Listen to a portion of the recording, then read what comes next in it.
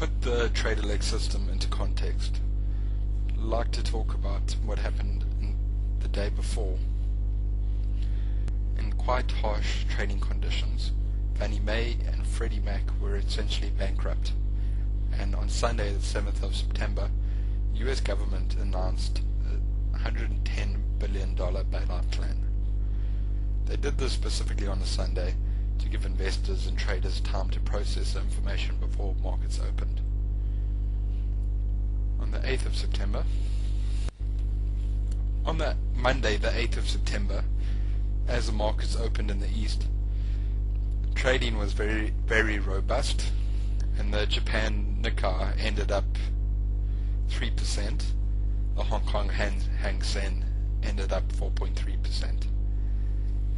8 AM London time, the London Stock Exchange opened, and there was double normal trade initially. Let's look at the event. All times given are London time, or GMT. At 9:15, 45 minutes after the market's opening, brokers started to complain of communications problems. At 9:15, the trade elect system was brought offline. Trading obviously halted, and the Johannesburg Stock Exchange was offline before trading even started, before the South African markets opened.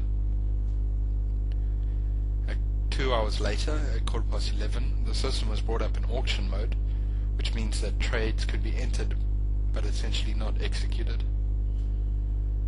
At 4 o'clock London time, the trade elect became functional again, and half an hour later, the markets closed.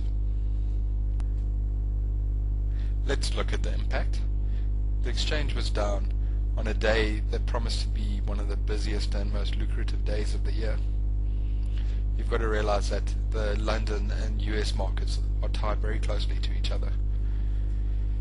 Downtime ended up being 7 hours, which on their claimed 99.999% uptime means 84 years of downtime. In the total of 1 hour and 15 minutes of trading that day, stocks rose by 3.5%, but the actual impact is hard to measure. In the total trading of 1 hour 15 minutes that day, stocks rose 3.5%, but the actual impact is impossible to measure. The long-term ramifications of the value of the companies listed on the LSE is very hard to estimate. What we do know is that an estimated £3 billion was lost in trading, and commission for brokerage firms is estimated at £700,000 per brokerage firm, which equates to hundreds of millions of pounds. And one of the major impacts is the reputational damage to all parties involved. The official reason given for the failure was that it was software related, a coincidence due to two processes we couldn't have foreseen. We've introduced a fix, and we're confident that it will not happen again. An initial reaction would be to try and find out the exact technical glitch, what exactly happened, and ensure that your own organization is not at risk. But there's a bigger problem.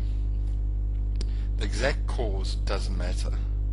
I think it highlights an essential truth of high available systems, and that's that eventually all systems, no matter how resilient or redundant, will fail, even those that are geographically remote.